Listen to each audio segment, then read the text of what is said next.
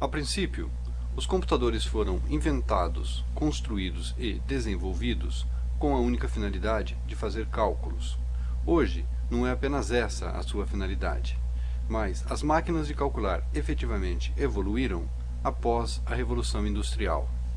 Conta a história que tudo começou com um francês chamado Babbage, que em 1832 construiu uma máquina que, a princípio, realizava as operações de adição e subtração.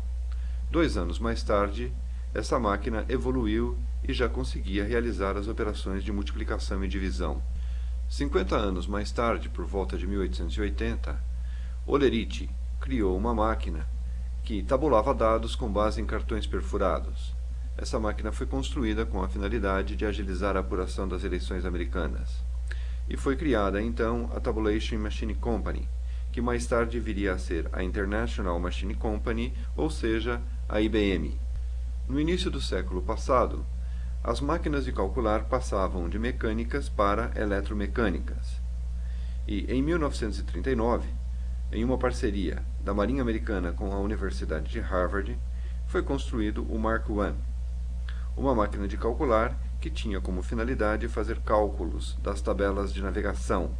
Ela pesava cerca de 5 toneladas, era extremamente barulhenta e levava cerca de 5 segundos para fazer um cálculo. Já em 1946, o exército americano, em conjunto com alguns cientistas, criou o ENIAC. Este é considerado como sendo efetivamente o primeiro computador. Ele foi criado com a finalidade de fazer cálculos balísticos e funcionava totalmente à base de válvulas. Pelos próximos 30 anos, os computadores evoluíram, mas eram ainda grandes equipamentos que serviam basicamente às grandes corporações. A tecnologia também evoluiu, saindo das válvulas e passando para os circuitos integrados, até que, em 1976, Steve Jobs criou na garagem de sua casa o Apple. Este foi considerado como sendo o primeiro microcomputador ou o primeiro computador pessoal. O Apple II foi um grande sucesso de vendas, chegando inclusive a incomodar a IBM, que até então trabalhava somente com os grandes computadores. E a tecnologia da Apple resiste até hoje produzindo os equipamentos Macintosh. A Apple evoluía e a IBM perdia mercado, negligenciando os microcomputadores. Assim, ela lança, em 1981, o IBM PC, um equipamento de arquitetura aberta que viria a estabelecer um novo padrão no mercado. Hoje, a grande e imensa maioria de microcomputadores são de plataforma do tipo IBM PC. Para lançar o PC, a IBM precisava de um sistema operacional, que não tinha até então. Foi então contratado Bill Gates, que criou o DOS, que é o primeiro sistema operacional para equipamentos do tipo PC, e desta forma surgiu a Microsoft. A título de curiosidade, já em 1982, um ano após o lançamento do IBM PC, surgia o primeiro microcomputador portátil. E eles não pararam mais de evoluir até os modernos equipamentos que encontramos nos dias de hoje. É um desses equipamentos que estudaremos a sua montagem. Vamos ver agora a evolução dos microcomputadores em função da sua capacidade de processar uma informação. Essa capacidade é medida em termos da sua velocidade de clock, e o primeiro IBM PC tinha 4,77 MHz de frequência de clock. O PC rapidamente evoluiu para o XT de 8 MHz e para o AT286 de 16 MHz. Em seguida, para o AT386 em versões SX-DX de 50 MHz, o AT486 SX-DX e DX1 de até 100 MHz, e seguiram-se alguns concorrentes da Intel, fabricantes de processadores, como a Cyrix, que tinha o 586 de 120 MHz, a AMD com o K5 de 150 MHz, a Cyrix com o 686 de 200 MHz e a AMD com o K6 de 233 MHz. Para combater a concorrência, principalmente da AMD, a Intel lançou a série Pentium, começando pelo Pentium de 75 MHz, que ia até 233, o Pentium 2 até 450, o Pentium 3 até 933 e hoje os Pentium 4 chegam a 3,4 GHz de velocidade de clock. Os processadores da AMD também evoluíram e hoje temos comercializando no mercado processadores Duron e Athlon de até 2 GHz. Os microcomputadores são formados basicamente por hardware, software e firmware. O hardware é a parte física dos computadores, ou seja, tudo aquilo que cai no chão e quebra. O software é a parte lógica do sistema, ou seja, são os programas e os aplicativos. O firmware é o meio termo, ou um conjunto de software que é gravado dentro de um hardware e eles são quase que inseparáveis. Microcomputadores são compostos de hardware, software e firmware. Vamos ver o que significa cada um desses componentes. O hardware é a parte física do sistema, ou seja, para os mais leigos, diríamos que hardware é tudo aquilo que cai no chão e quebra.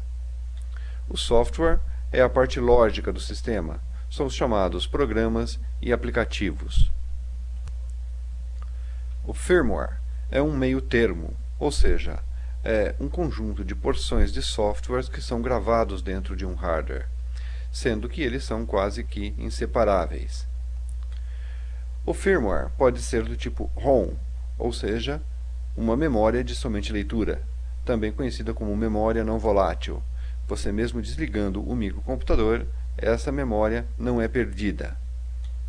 Também pode ser do tipo PROM, que são memórias de leitura programável, ou EPROM, que são memórias de leitura apagável e programável. Neste capítulo veremos alguns componentes básicos necessários para a montagem de um microcomputador. O primeiro componente é o gabinete, que em sua parte frontal podemos ver as baias onde serão introduzidos alguns periféricos, o botão de liga e desliga, o botão de reset, os LEDs de power e de acesso ao Winchester. Quando você adquire um gabinete, virá acoplado a ele uma fonte, que para montarmos um computador de boa capacidade, basta que ela seja de no máximo 300 watts de potência. Na parte interna do gabinete, podemos ver as baias onde serão acoplados os periféricos, e esses espaços em diversas posições nos permitirão fixar com parafusos esses periféricos. O outro componente básico para a montagem do microcomputador é a placa-mãe, ou motherboard. Vamos analisá-la. Os elementos básicos da placa-mãe são os seguintes: os conectores IDEs para ligarmos o Winchester, a unidade de CD-ROM e o disquete, os slots para a memória, os slots PCI para placas adicionais como placa de fax modem ou de rede, o soquete onde colocaremos o microprocessador, o plug de conexão da fonte e os conectores de entrada e saída que analisaremos individualmente mais tarde. Esta placa também possui um conector do tipo AGP para placas de vídeo. Existe um número muito grande de marcas e modelos de placas-mães, mas basicamente todas elas possuem os mesmos componentes. É muito importante que você verifique a compatibilidade do gabinete com a placa-mãe que você está adquirindo, pois embora exista um padrão, pode existir incompatibilidade na hora de fixarmos a placa-mãe nesse gabinete.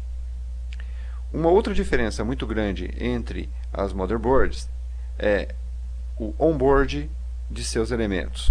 Esta placa que estamos analisando, ela possui uma grande quantidade de elementos onboard, como o vídeo, o modem e a placa de rede. Mas, caso ela não possua os elementos onboard, ou seja, ligados diretamente na placa, ela deve ter uma quantidade maior de slots PCIs para que possamos fazer a função desses elementos através de placas adicionais. Somente a título de curiosidade, a parte traseira de uma motherboard nada mais é do que uma infinidade de soldas dos elementos que estão na sua parte frontal. Vamos agora analisar os elementos da motherboard. Primeiro, os conectores IDE, onde ligaremos a unidade de Winchester, a unidade de CD-ROM e a unidade de disquete. Os slots, onde colocaremos as placas de memória, e o soquete, onde fixaremos a CPU. É muito importante que exista uma compatibilidade entre o soquete que existe na sua motherboard e a CPU que você está adquirindo. Este soquete é do tipo 462, feito para CPUs do tipo Duron até 1.2 GHz, mas existem soquetes para todos os tipos de CPU disponíveis no mercado, e você deve adquirir uma motherboard com um soquete compatível com a CPU que você está adquirindo. Também existem motherboards com slots do tipo PCI ou ISA, que são slots negros e maiores do que esses do tipo PCI. Os slots PCI serão utilizados para fixarmos placas adicionais nesse microcomputador, do tipo uma placa de fax modem, ou uma placa de rede, ou uma placa de som especial, caso você vá utilizar este microcomputador para tratar som. Caso você vá utilizar este microcomputador para tratamento de imagem, será necessária uma placa de vídeo um pouco mais sofisticada. Ela pode ser uma placa do tipo PCI ou AGP. Esta placa-mãe possui um slot AGP para fixação desse tipo de placa de vídeo. O outro componente básico para a montagem no microcomputador é obviamente a CPU. Trabalharemos neste treinamento com uma CPU do tipo AMD Duron de 950 MHz. Em sua parte inferior, podemos ver que a CPU possui uma infinidade de pinos que são exatamente compatíveis com os orifícios que existem no soquete para a sua fixação. Você pode verificar que o soquete possui dois cantos chanfrados para que possamos compatibilizar com o chanframento que existem na parte inferior da CPU, para que possamos saber exatamente qual é a posição de fixação dessa CPU no soquete. E finalmente, o último componente básico para a montagem do nosso microcomputador é a memória RAM. Esta é uma placa de memória RAM ou um pente de memória RAM de 128 MB, que será fixado no slot de forma que os dois orifícios da placa sejam compatíveis com estes dois pontos de fixação, de forma que possamos colocar esse pente de memória em sua exata posição no slot. Você pode verificar que o espaço à esquerda é menor, o central é médio e o à direita é maior, assim como o espaço que existe entre os pontos de fixação. Esta motherboard possui dois slots para pentes de memória RAM. Nós vamos utilizar somente um deles. O outro ficará disponível para uma futura expansão, onde poderemos colocar um outro pente de 128, expandindo nossa memória para 256 MB, ou mesmo um único de 256, ou dois de 256 compondo 512, ou um de 512. Vale lembrar que você deve verificar a especificação no manual da sua motherboard qual é o limite de memória que ela suporta, pois existe um limite para colocação de memória RAM no seu microcomputador. Neste capítulo veremos os periféricos necessários para a montagem de um microcomputador, sendo periféricos de armazenamento, periféricos de interação, ou seja, de entrada e saída, e as portas onde serão acoplados periféricos externos ao microcomputador. O primeiro periférico que veremos é o Winchester. Ele é um periférico de armazenamento de grande capacidade. Para um microcomputador de boa capacidade, basta que o Winchester seja de 10 ou 20 GB. Mas existem Winchesters de capacidade maior. Caso você venha a trabalhar com som ou com imagem, é necessário que você tenha um Winchester de maior capacidade, de 40 ou de 80 GB. porque arquivos de som e de imagem ocupam uma grande área de armazenamento. Para ligarmos o Winchester ao microcomputador, primeiramente o fixaremos na baia apropriada, como veremos mais tarde. Depois ligaremos os cabos de conexão. São basicamente dois cabos de conexão: o de energia, que será instalado neste plug, e a cinta ligada ao IDE da motherboard, que será ligado neste plug. O Winchester também tem, na sua parte traseira, os pinos de estrapeamento. Este é um strap, e aqui ele está posicionado para ser do tipo Master. Você pode ter dois Winchesters no seu microcomputador. O segundo deverá ter um estrapeamento feito para Slave, de forma que os dois consigam conviver sem prejudicar o funcionamento um do outro. Para estrapearmos o Winchester para Master ou para Slave, é necessário verificar o manual do Winchester, ou geralmente os Winchesters trazem na sua parte superior uma especificação de como deve estar este estrapeamento para que ele seja Master ou Slave. Um outro periférico de armazenamento é o disquete. Esta é uma unidade de disquete de 3,5 polegadas que será fixado na sua baia apropriada, como veremos mais tarde, e possui na sua parte traseira os elementos para ligarmos a energia e a cinta, que será ligada à motherboard. O disquete possui tanto a cinta como o energizador, com tamanhos e formas diferentes dos outros periféricos. A sua fonte fornece um cabo de energia apropriado para o disquete, e a cinta para a ligação do disquete à motherboard também é uma cinta diferente, mas nós veremos isso detalhadamente mais tarde. Um outro periférico de armazenamento é o CD-ROM. Ele é exatamente igual ao Winchester no que diz respeito às suas ligações.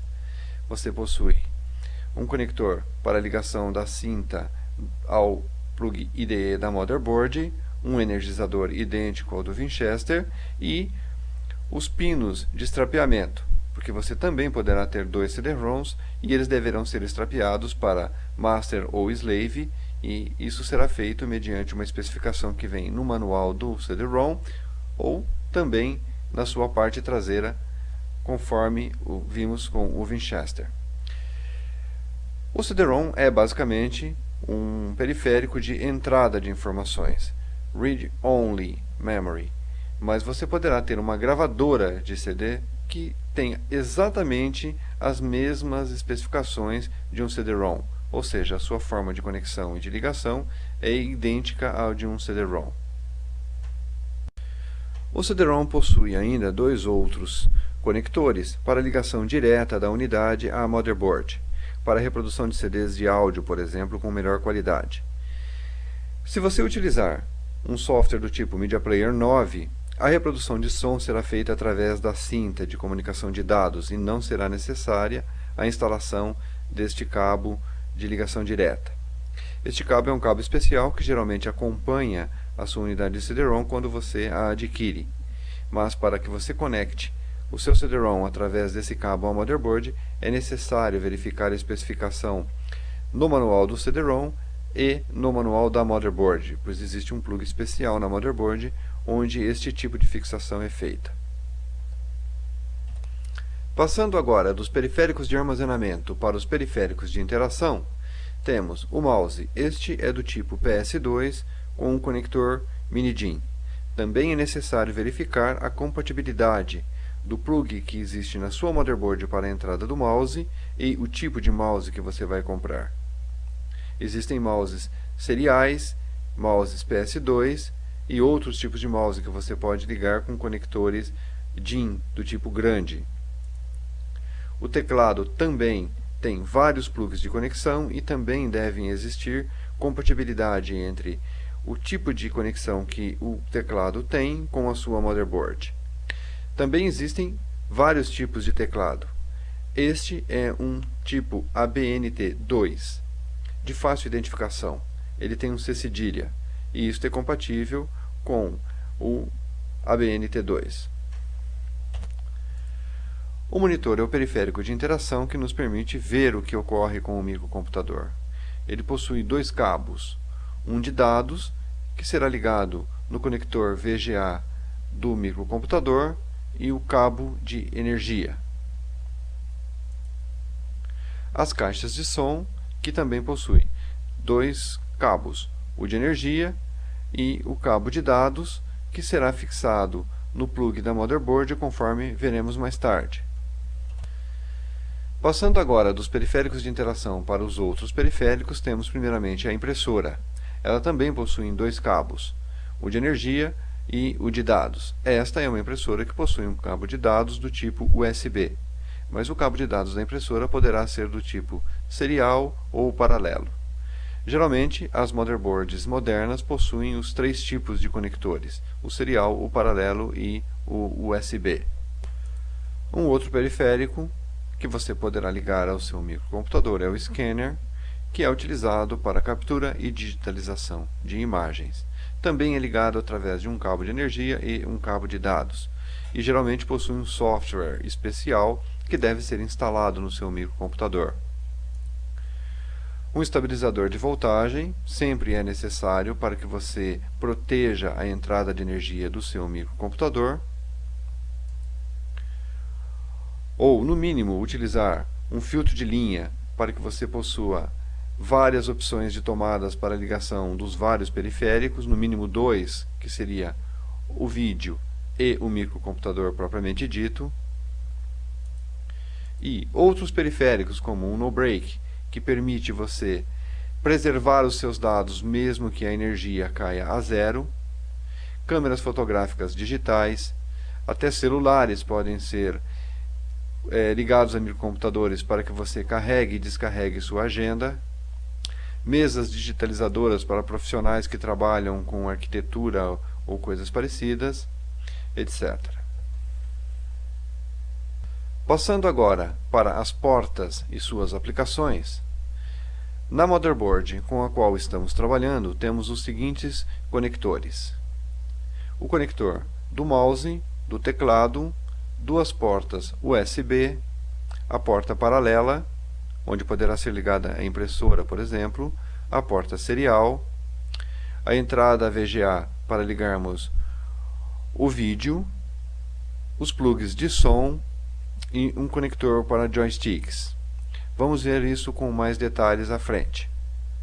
Verifique no manual da sua motherboard que estará bem especificado a utilização desses nossos conectores, como no caso desta nossa motherboard, o mouse, o teclado, as portas USB, a porta paralela, a porta serial, a porta VGA, a porta do joysticks para games e os três conectores de áudio. O line out para ligarmos as caixas de som, o line in para fazermos entrada de som e o plug para ligarmos o microfone. Lembramos que as cores existentes nessas portas são padronizadas. O conector verde é sempre para o mouse, o lilás sempre para o teclado, assim como nos conectores de áudio, o verde é sempre a caixa de som, o vermelho o microfone e o azul a entrada de áudio. Antes de começarmos propriamente as instruções de montagem do microcomputador, vamos verificar se você tem à mão todo o material necessário, começando pelos componentes do microcomputador. Você deverá ter à mão um gabinete com a fonte, uma motherboard, uma CPU, o cooler da CPU, que nós não vimos até esse instante do tempo, mas ele é um dissipador de calor que será fixado sobre a CPU depois que tivermos fixado a CPU no soquete. Um pente de memória, uma unidade de disco rígido,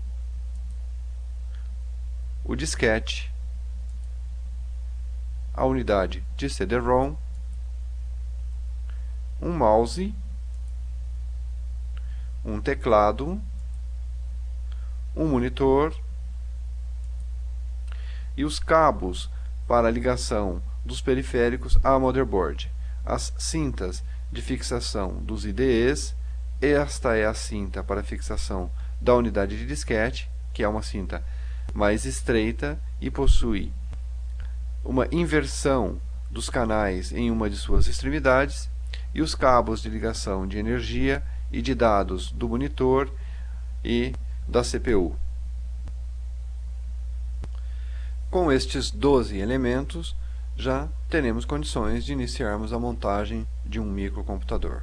Relembrando: gabinete, monitor, disquete, CD-ROM, o cooler do processador, teclado, pente de memória, motherboard, a CPU propriamente dita, uma unidade de Winchester, o mouse e os cabos de ligação.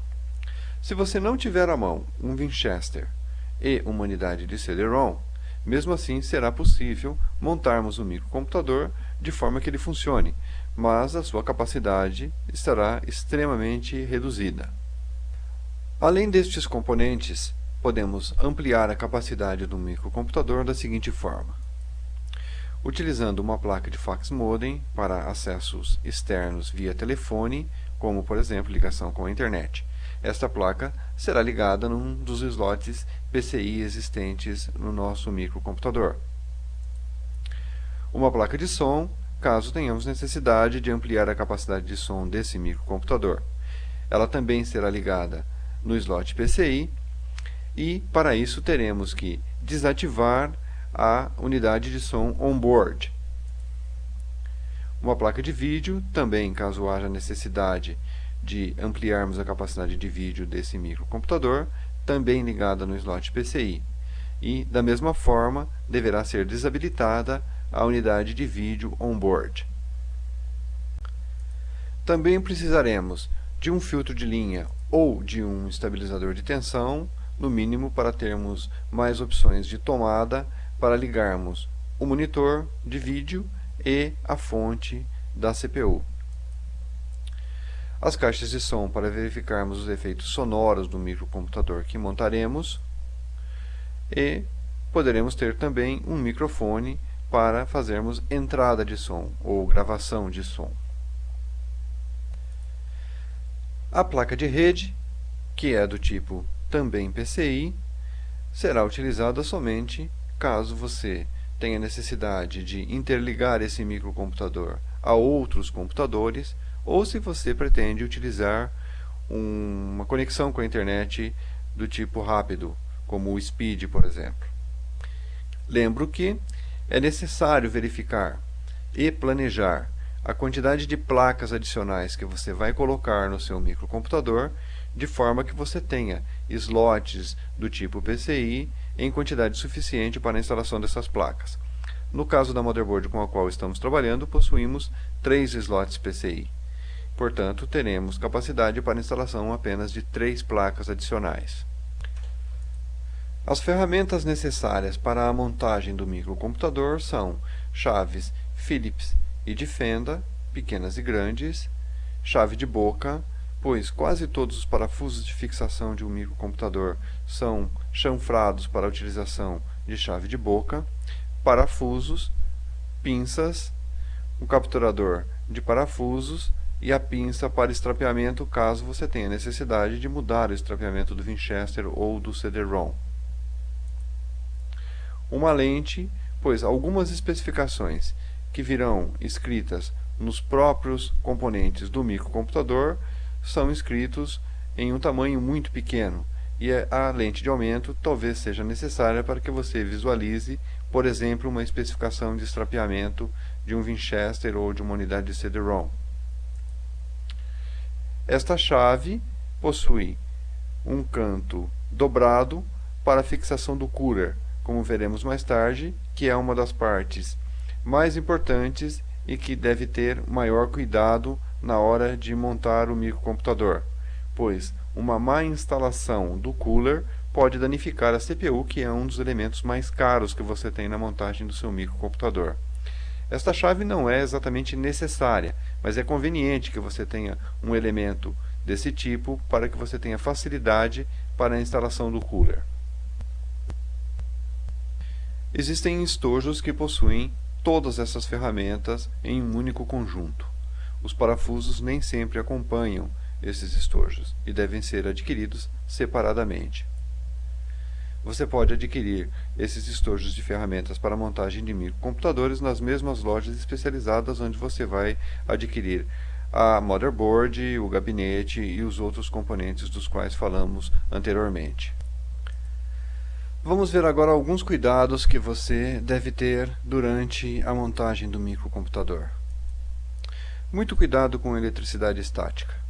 O nosso corpo armazena eletricidade estática e se você colocar a mão diretamente sobre um microchip ou um componente qualquer da motherboard, poderá danificá-lo. Pegue sempre as placas pelas suas bordas e não coloque diretamente a mão sobre os componentes dessa placa. A tensão de entrada é uma mera verificação se a sua fonte de alimentação está chaveada para 110 ou 220 volts versus a rede de alimentação onde você ligará esse microcomputador.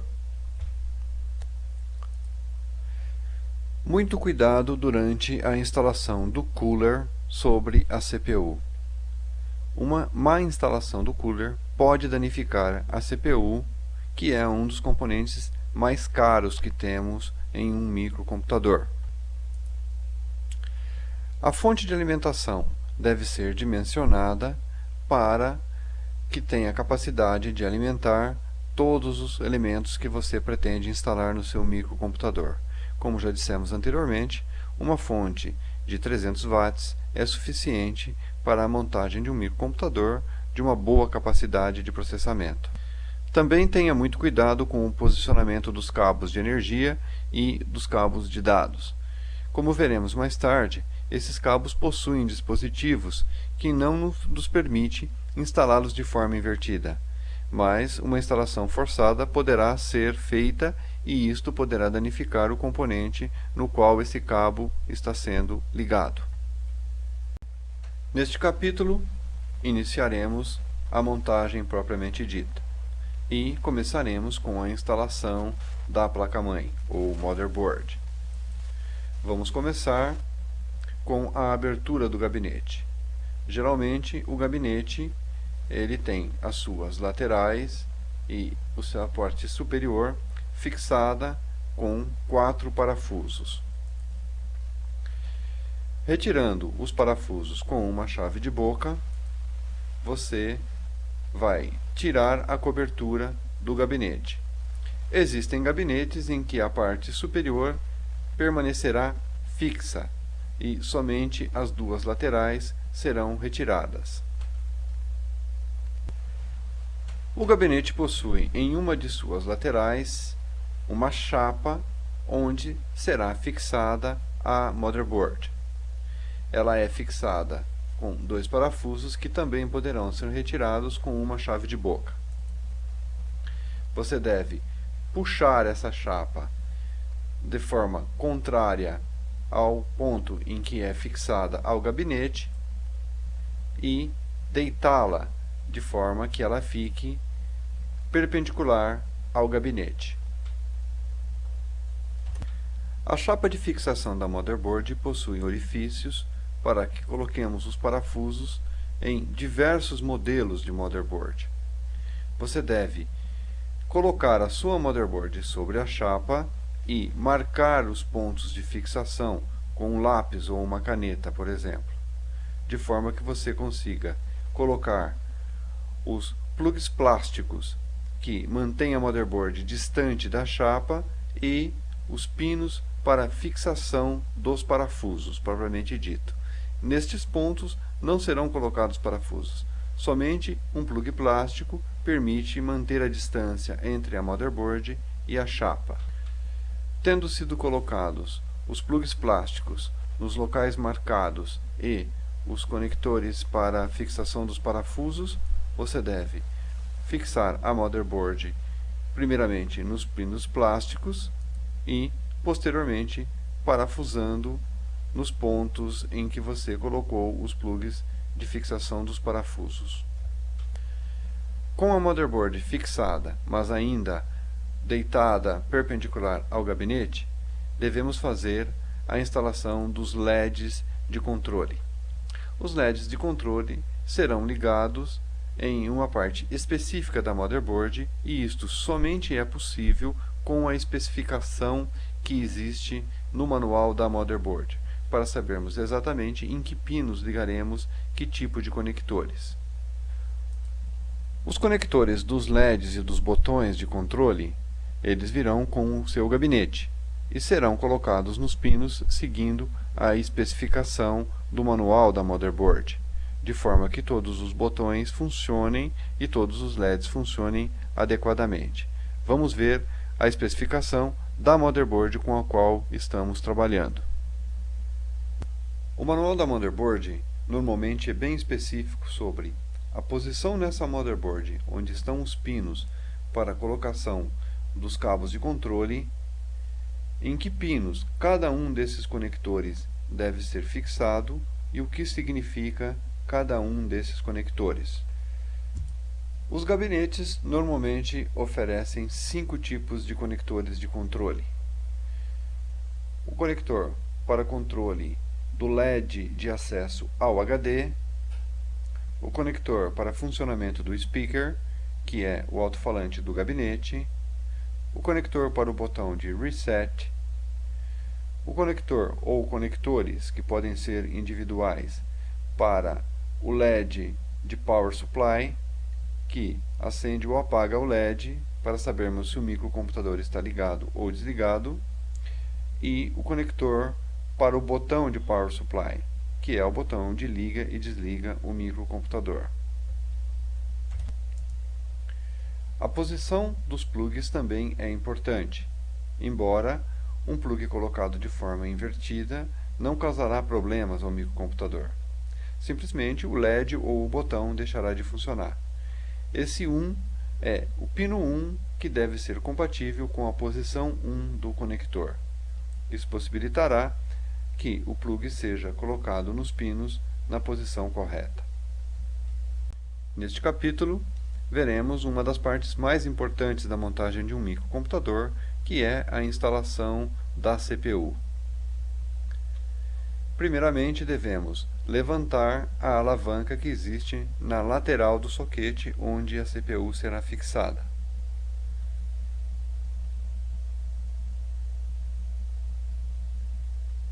Depois, colocaremos a CPU observando o chanfreamento que existe em seus cantos, de forma que ela seja colocada exatamente na posição de chanfreamento existente no soquete.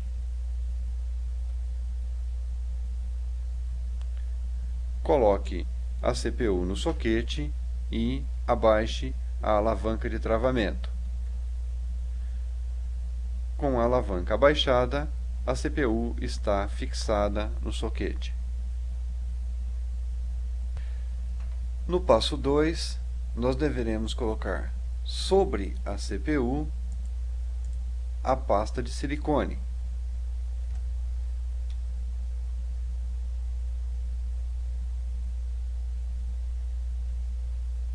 Tendo sido colocada a pasta de silicone, vamos colocar o cooler.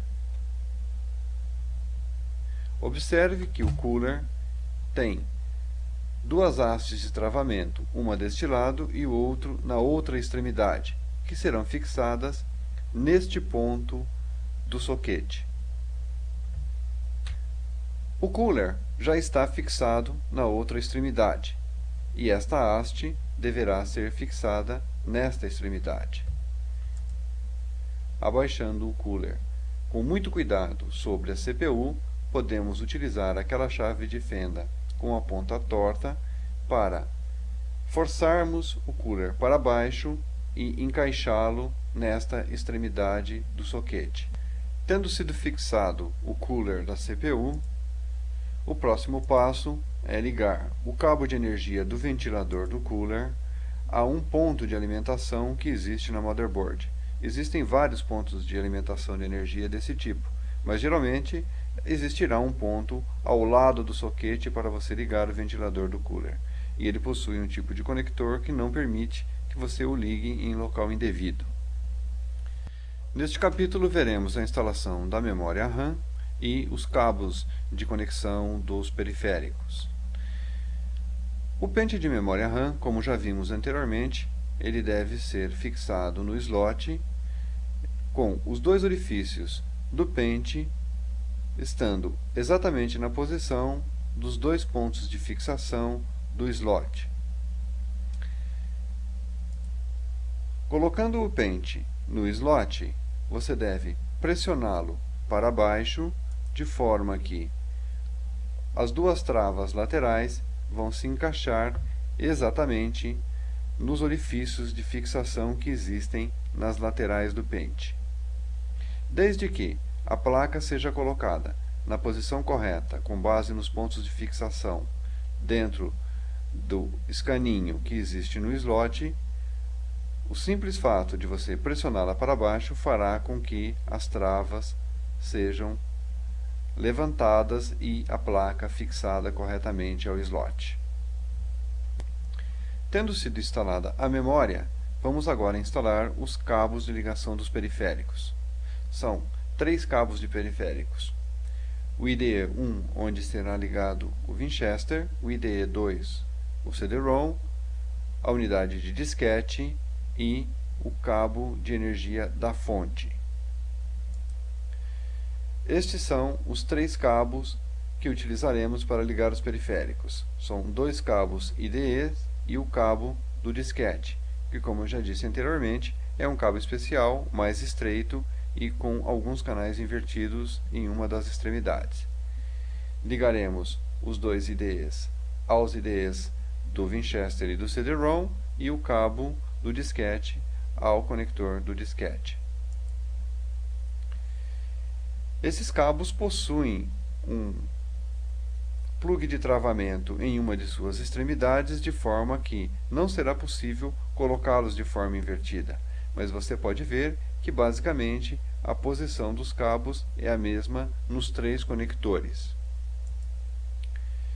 Tendo sido ligados os cabos, eles estão separados e poderemos iniciar o fechamento do gabinete. O conector da fonte também possui uma trava de controle que não permite que ele seja instalado de forma invertida. Neste capítulo faremos a fixação da motherboard ao gabinete e instalaremos os periféricos. Primeiramente, colocaremos a chapa onde os conectores da motherboard estarão disponíveis para conexão de periféricos e fixaremos essa chapa ao gabinete, de forma que os orifícios estarão abertos e, levantando a motherboard para fixá-la ao gabinete, todos os plugs estarão exatamente nas posições de orifícios da chapa que foi fixada ao gabinete. Em seguida, parafusamos a chapa ao gabinete para fixarmos a motherboard de forma que todos os cabos estarão disponíveis para a utilização e instalação dos periféricos e a motherboard fixada na chapa e a chapa fixada ao gabinete. Tendo sido completado a fixação da motherboard ao gabinete, o próximo passo será a instalação dos periféricos, e o primeiro deles é o disco rígido. Ele é colocado em uma das baias menores, onde ele se encaixa perfeitamente, e o orifício de fixação do parafuso deve ser compatível com os orifícios da baia. O disquete é colocado pela parte frontal do gabinete, retirando uma das plaquinhas plásticas que existe no gabinete, colocando-se a unidade de disquete de fora para dentro, e da mesma forma que o Winchester, compatibilizando os orifícios de fixação com os orifícios da baia, a unidade de disquete será fixada com um parafuso. É importante ressaltar que o parafuso deve ser colocado dos 2 lados do gabinete, e os orifícios da baia e da unidade que está sendo fixada são compatíveis dos 2 lados. Fixada a unidade de disquete, o próximo passo será a fixação da unidade de CD-ROM. Primeiramente, retiramos uma das portinholas plásticas grandes do gabinete, colocamos a unidade de CD-ROM da mesma forma que o disquete, ou seja, de fora para dentro, e a fixamos no gabinete, compatibilizando o orifício da baia com o orifício de entrada de parafuso da unidade de CD-ROM, também dos dois lados do gabinete. Tendo sido fixados ao gabinete os três periféricos, o próximo passo é colocar o plug de energização do disquete, que, como já falamos anteriormente, é um plug diferenciado oferecido pela fonte do gabinete. O plug de energia do Winchester e o plug de energia do CD-ROM. Esses plugs de energia possuem cantoneiras arredondadas, de forma que não é possível colocá-los de forma invertida, pois isso causaria um dano irreparável ao periférico. Em seguida, vamos conectar os cabos de dados.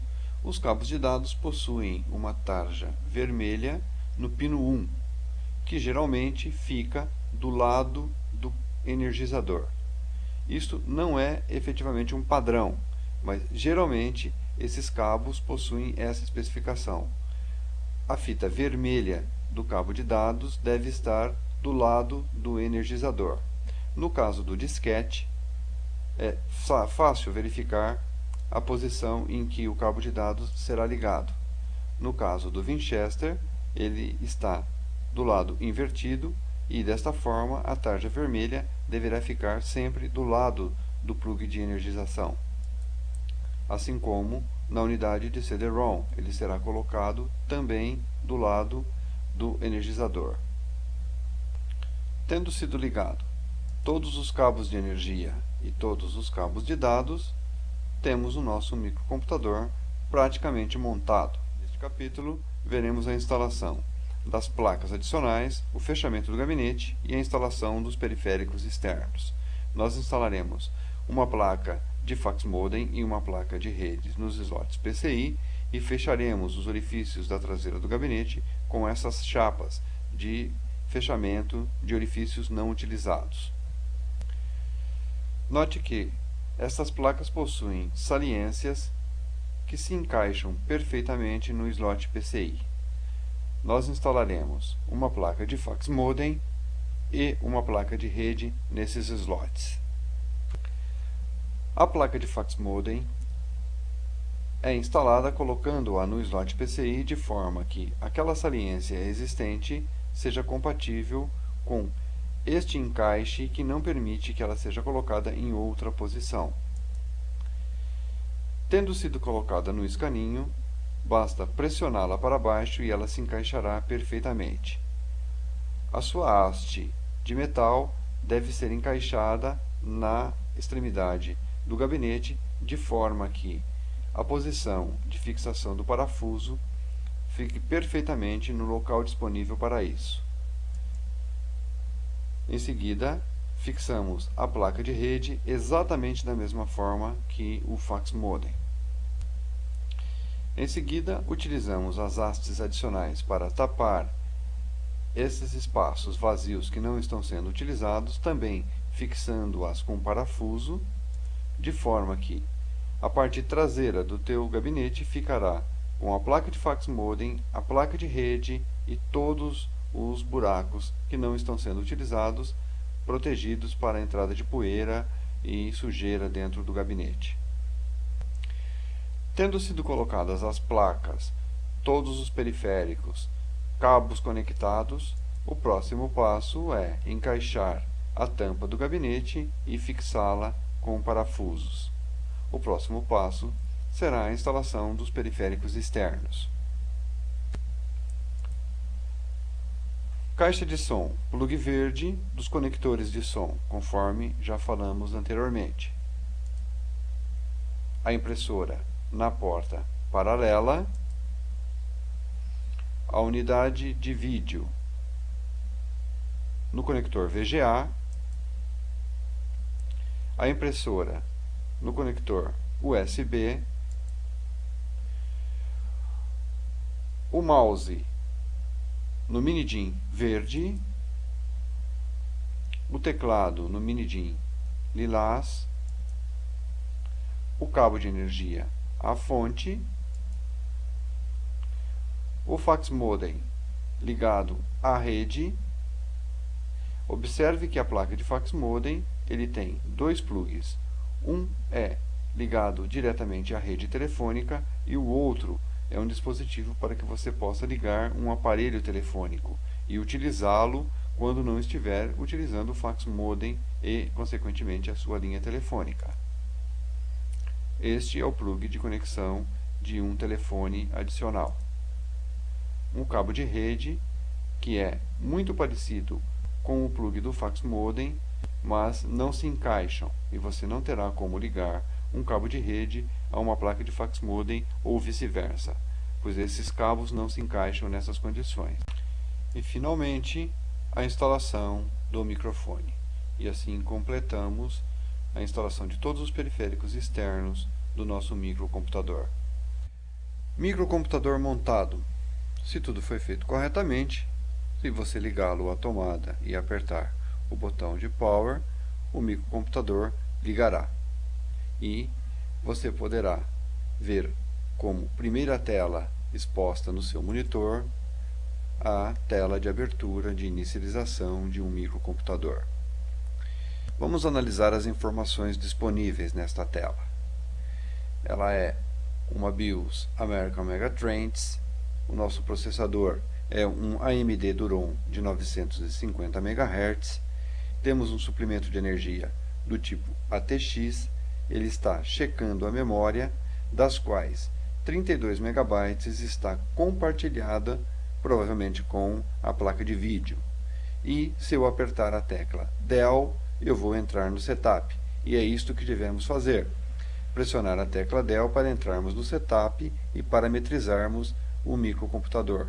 Fazer com que as suas configurações estejam compatíveis com aquilo que queremos dele. Esta é a tela de setup padrão, onde temos como primeira opção o setup da CMOS. Aqui embaixo nós temos um breve help de quais são as teclas de navegação dentro de um setup. O Escape, ele sai da configuração. O F6 já me leva direto para os valores ótimos. O F7 me leva direto para os valores de melhor performance. O F10 salva e sai do setup. E o F5 restaura velhos valores. O Shift F2 troca a cor. Vamos ver como é a parte interna da Standard CMOS Setup. Dentro do Standard CMOS Setup, eu posso mudar a data do meu relógio interno do meu microcomputador, assim como a hora. E vou colocar em automático o primeiro master, o primeiro slave, o segundo master e o segundo slave. No nosso caso, nós instalamos como primeiro master o Winchester e como segundo master a unidade de CD-ROM. Eu tenho também uma unidade de disquete de 1.44 e 3,5 polegadas ativo e vamos ver isso na segunda tela. O primeiro master é um Winchester de 20 MB e o segundo master o CD-ROM. Lembro que, como dissemos anteriormente, é conveniente manter todos os conectores IDEs em automático, de forma que quando você ligar o seu microcomputador, ele se encarregará de procurar qual é o periférico que está instalado nesses IDEs. Passando agora à segunda opção de setup, temos o Advanced Setup. Dentro dele temos as seguintes opções. A primeira delas é fazer com que o nosso boot, ou seja, a nossa inicialização do microcomputador, seja rápido ou não. Você pode fazer isso alternando entre habilitado ou não habilitado a opção Quick Boot.